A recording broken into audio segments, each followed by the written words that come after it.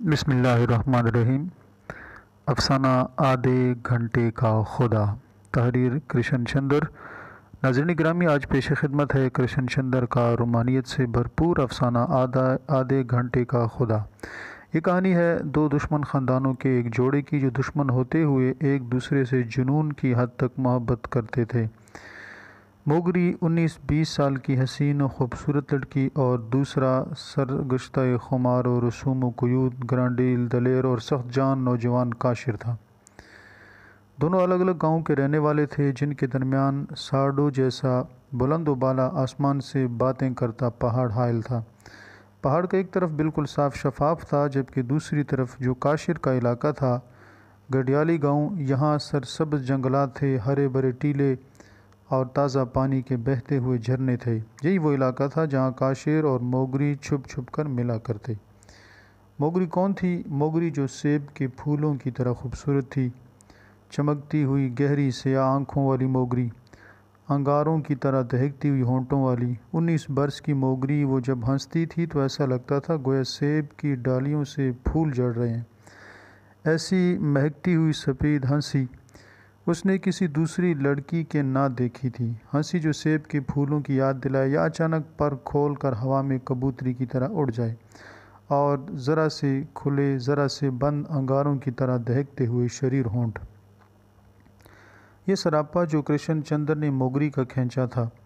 دونوں کی ملاقات جنگل میں ہوتی تھی، لیکن دونوں کا یہ وصال ایسا روپ دھار لیتا جیسے وہ کسی مغل بادشاہ کی دیوان خاص میں بے اجازت آ بیٹھے ہوں۔ کہانی اس وقت تلخ ہو جاتی ہے جب موگری اس راز سے پردہ ہٹاتی ہے۔ راز کھلا تو موگری پر پہرے بٹھا دیے گئے، اور دونوں گاؤں کو ملانے والے پل کو بھی اڑا دیا گیا تاکہ آمد و رفت ہی ختم ہو جائے۔ لیکن کاشر ٹلنے والا نہیں تھا۔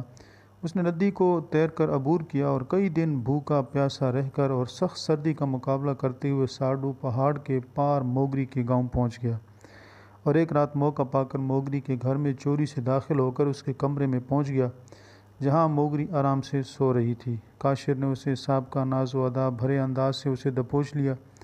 موگری کچھ لمحے تک مزاحمت کرتی رہی اور پھر اپنے آپ کو اس کے حوالے کر گئی۔ کاشر کو موگری کی بے وفائی ہرگز نہ بھائی تھی، اس لیے وہ اسے سزا دینے پر تلا تھا۔ اس نے چپکے سے خنجر نکالا اور موگری کے سینے میں پیوست کر دیا۔ موگری تڑپ تڑپ کر ٹھنڈی پڑ گئی، اور کاشر وہاں سے بھاگ نکلا۔ جلدی میں اپنی بندوق بھی دیوار سے لٹکتی چھوڑ آیا۔ ابھی صبح ہونے میں کوئی 2 گھنٹے باقی تھے، اس لیے وہ جلد از جلد یہاں سے دور نکلنا چاہتا تھا۔ صبح کی روشنی پھیلی تو وہ کھیتوں کو عبور کر کے ساڑھو پہاڑ کی چڑھائی چڑھ رہا تھا۔ ساڑھو پہاڑ انتہائی بلند و بالا پہاڑ تھا، درختوں کا نام و نشان تک نہ تھا، اس لیے دور سے انسان آسانی سے دیکھا جا سکتا تھا۔ کاشر نے دیکھا کہ موگری کے 2 بھائی تیز تیز قدم اٹھاتے اس کے پیچھے نکل آئے تھے۔ ان کے ہاتھوں میں بندوقیں تھیں، دونوں ایک دوسرے کو دیکھ سکتے تھے۔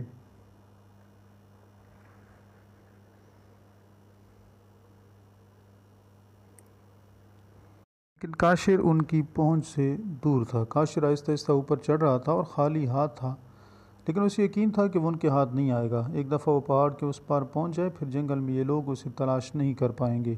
ابھی تقریباً 2000 فٹ کا فاصلہ چوٹی تک باقی تھا کہ اسے سخت تھکاوٹ نے آ لیا۔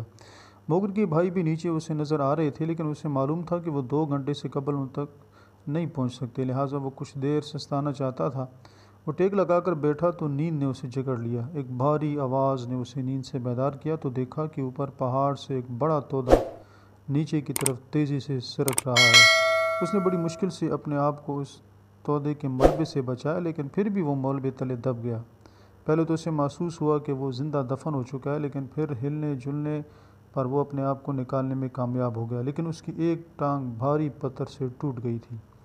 اس نے ایک پاؤں سے چھلانگیں لگاتے ہوئے بقیہ فاصلہ جلد از جلد طے کرنے کی کوشش کی۔ اس کا خیال تھا کہ موگری کے بھائی بھی اس تودے کی نظر ہو گئے ہوں گے، لیکن ایسا نہیں تھا، بلکہ وہ بدستور اس کے قریب آ رہے تھے۔ آخر اس کا چلنا مشکل ہو گیا، لیکن پھر بھی گھسٹتے ہوئے وہ اوپر چوٹی پر پہنچ گیا۔ یہاں اس کی تمام قوت، طاقت اور ہمت جواب دے گئی۔ اب اسے یقین ہو گیا کہ اس کا بچنا ناممکن ہو گیا۔ وہ کھلے آسمان تلے پہاڑ کی چوٹی پر لیٹ گیا اور اپنی زندگی کی گزری بہاروں کو یاد کرنے لگا۔ بچپن، لڑکپن، جوانی، عاشقی کی وارداتیں، چھپ چھپ کر ملاقاتیں، اور پھر یہ بے بسی کا عالم۔ آخر اس نے ذہن کو اس بات پر مطمئن کر لیا کہ وہ اپنی زندگی کا آدھا گھنٹہ ہنسی خوشی گزارے گا۔ وہ اس آدھے گھنٹے کو بھرپور طریقے سے گزارنا چاہتا تھا، جس میں نہ درد کا احساس ہو اور نہ غم و الم کی راگنی۔ اس کا جی چاہا کہ وہ زور سے کہا لگائے۔ وہ بڑا خوش نصیب تھا کہ پوری زندگی میں یہی آدھا گھنٹہ اس کا اپنا تھا۔ اس وقت وہ اپنی تقدیر پر شروع سے آخر تک قادر تھا۔ وہ اس آدھے گھنٹے کا خدا تھا۔ مسرت کی ایک لہر اس کے دل میں دوڑ گئی۔ اس نے بڑے اطمینان سے اپنی ٹانگیں پسار دیں، اپنے جسم کو بالکل ڈھیلا چھوڑ دیا اور دونوں آنکھیں بند کر کے موگری کے بائیوں کا انتظار کرنے لگے۔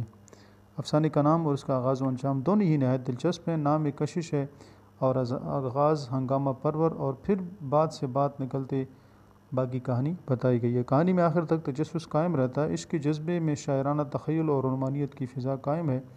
دیہاتی ماحول کی خوبصورت منظر کشی کی گئی ہے اور ساتھ دیہاتی لوگوں کی سخت جانی اور رسوم و روایات کی پابندی کا ذکر فطرتی ہم آہنگی کا عکاس ہے۔ افسانے کا انجام ہی پوری کہانی کا لب لباب ہے۔ انجام پر پہنچ کر ہی افسانے کا نام سمجھ میں آتا ہے۔